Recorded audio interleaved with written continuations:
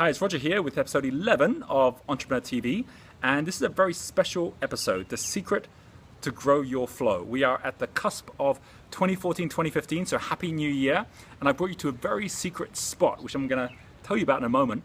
But first of all, if you are new or haven't yet subscribed to this channel, go ahead and subscribe here for all the good stuff coming in this new year. And if you have been following along, make sure you get your questions in the comments, because or episode 12 is going to be the Q&A episode. So whatever your questions are around my business for 2015, what do I want to achieve? What are the biggest blocks that are stopping me? What are the biggest questions that would, just by getting answers to it, really shift my own thinking and my own path forward this coming year? Make sure you put them down and we will get to them in the coming episode. So where are we?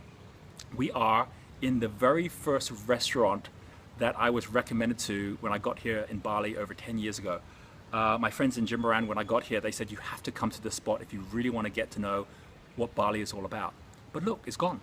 I mean, it's just full of all of this total graffitied wreckage now from a place which was just the most beautiful spot when I got here 10 years ago. And this is really all about how, as we go into a new year, everything changes. Everything changes. Whatever is the most popular product will change. Whoever are the people who are the most successful, they will change. And you also will change. The question is how, and how well. Because a lot of people think they change through their goals. It's why people set New Year's resolutions, which a lot of people don't think work. And the reason I don't think they work is because we get excited by putting them out there and they stretch us. But then when we don't reach them, then we just get frustrated. So why is it that so many of us think goals are the secret to success, when in fact it's the opposite that are the secret to success, the secret to us growing our flow? Well, that's what this episode is all about. So if you haven't watched the last episode where I talk about how passion can be a danger if it's done in the wrong way, go watch that session here, because that is pinpointing your passion. It is the first step going from red to orange level, which is when you're going positive cash flow personally, which allows your business to also go positive as well. This episode is all about the second step, which is all about setting your standards. So what's a standard? A standard is the opposite of a goal. So think about a goal like the ceiling, right? So here's the ceiling up here. And if I wanted to kind of reach for a goal, it's high up, it's something I haven't reached before, well then it can feel good reaching, right? It's like, this feels good, I'm stretching myself, until you don't get there. So a lot of us, we live a trampoline life, because what happens is we have big goals, we jump, and then we fall back down to the same place again. So what is a standard? A standard is the opposite. It's not what your arms are reaching for, it's what your legs are settling for. It's what you settle for. So for example, we've got stairs here, nicely graffitied. Oh, this is such a shame. So if we go to the steps and I was to just kind of like step up, just a little step, I'm going to suddenly say things that I was settling for, I'm no longer going to settle for anymore. I'm going to raise my standards. I'm going to do it again, like the next week, the next month, I'm going to do it again. All the way through the year, I'm just taking little small steps, which just take me higher and higher, until eventually I'm close enough to the ceiling that without even trying, I can reach the ceiling. And this is all about raising your standards. So successful people aren't the one with the biggest goals. Successful people are the one with the highest standards. And we can all change our standards. That's the beauty of it. Because for a lot of us with goals, we set a goal and it's going to take us a long time to get there. But when it comes to our standards, standards are measurable and they're immediately attainable. You can actually make it happen today when we shift the standards. So what do I mean by a standard? There's 4 different types of standards. The first one's about your time. So there's a pretty good chance that the reason you're not achieving all the things you want to achieve right now is that your time is designed in such a way that you may be doing certain things with your time that people who are already achieving your goals wouldn't dream of doing with their time. Maybe too much time on the internet, too much time on TV, too much time doing things which are actually not serving you.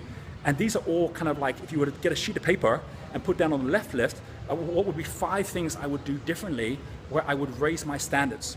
So for example, what are the 5 biggest things you're doing with your time right now which aren't serving you? Maybe it's watching TV. So you say, okay, so right now, every week I spend 8 hours watching TV. I'm going to no longer settle for that. I'll make it 4 hours. Okay, so now you've made a shift and you now say, well, extra 4 hours. You have the other side of your sheet of paper where you're saying, and what I'm going to do with my time now, as well as having things I'm no longer going to settle for, I'm going to have new things that I'm now raising my standards to. I'll spend 4 hours going out and connecting with people who are going to help me with my business. I'll put 4 hours into educating myself more in areas that are going to help me. You can see how pretty quickly, just by shifting your standards and your time, it can transform the ability for you to be able to achieve far more every day and every week, just as someone who is the person you're going to become would want to do anyway. Second thing is your environment. Environment is all about the places you are that empower you. I've talked about environments in the past, and you can go and watch the video, which is all about that here. And the third one is your attitude, which is to what extent are you filling yourself with negative thoughts, all the things that clearly aren't going to serve you to get to where you want to get to, and to what extent are you actually changing your thinking and coming up with new attitudes, not just to yourself, but to the people you're going to be working with as well. And the final thing is money. The fourth one is money, which is, are you actually set in such a way that you set the right standards for your money? What would be some things you'll no longer settle for? I'm not going to spend it wildly doing this or doing that. I'm going to invest more doing this or doing that. Like when you actually set these and just having just a couple of standards every single month that you're going to just switch to say, this is what I'm no longer going to settle for, and these are the new ones that I'm going to be achieving. And imagine that person who's already achieved all the goals that you have. What do you think their standards would be like in those 4 areas? Time, environment, attitude, and money. TEAM. What happens is, by you setting this for yourself first, your mirror and your team becomes, your business and your team becomes a mirror for this. And this is one of the most important key aspects, is you will only attract a team which has the same standards as you. Yeah, I want to give you just 2 examples, and I want to share with you 2 examples of this in action. Then I want to share with you why I brought you up here. The first one would be someone called Emma Caldwell, who I met recently, and when she came out to Bali, at that point she was just starting her career as a photographer, and she really got that she didn't want to be a fashion photographer, which was where she was going down the line. She wanted to be someone making a difference in the world. She believed in the future of the big cats, like the tigers and the lions, and so she created this project called Changing Spots. And she said she's going to live in Bali, change her environment totally. I have no idea how. She just said, that's my standards. I won't settle for less. She went back to Australia and she told her friends, her family, that's what she was going to do. And before she knew it, someone gave her a referral to someone in Bali who gave her a job to be able to do exactly what she was doing using her photography skills, but now in a place where she really wanted to be using them in Bali.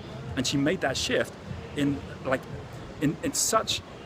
such ease.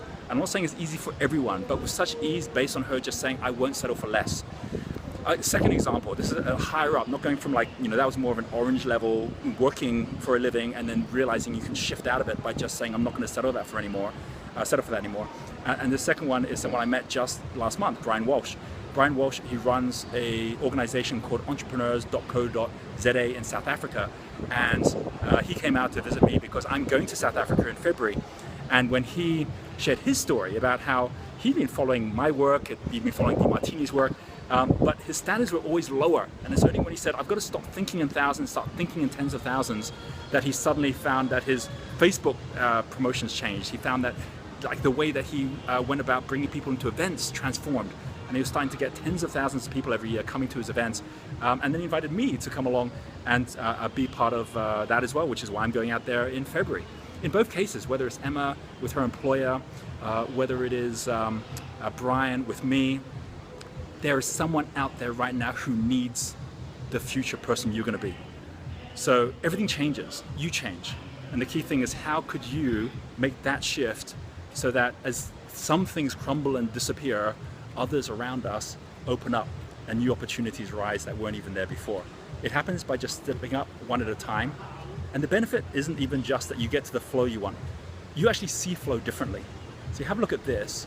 While we have over here this old ramshackle restaurant, this is the reason it became so successful. Because we're looking down over Uluwatu, which is a famous surf beach here in Bali. So we're up in the Bukit right now. I'll try and get up without falling over here. You can see it's a pretty amazing view from up here. And the sun's about to set. So there's the sunset about to go down. And I'll tell you one thing that's really interesting about what happens when you get to altitude, which is what setting your standards are all about. Why am I higher than those people there? It's not because I'm taller than them, it's because I'm on a much higher spot in terms of where my feet are.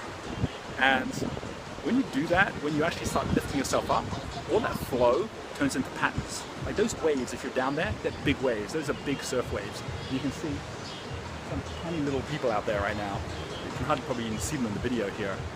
But if you were down there, you'd be buffeted by the waves. It's really easy when you're right down at sea level to get thrown in all different directions and be overwhelmed by life. The moment you start lifting yourself up to higher altitude, then it's amazing how you suddenly see flow for what it really is. It's all part of a natural system, and it's all part of a year ahead where you can transform what you're doing, where you are, to be able to have the most incredible year that you've ever had. And with that being said, that's my wish for you. I'm now going to leave you with the sunset, and we'll catch up with you on the next episode.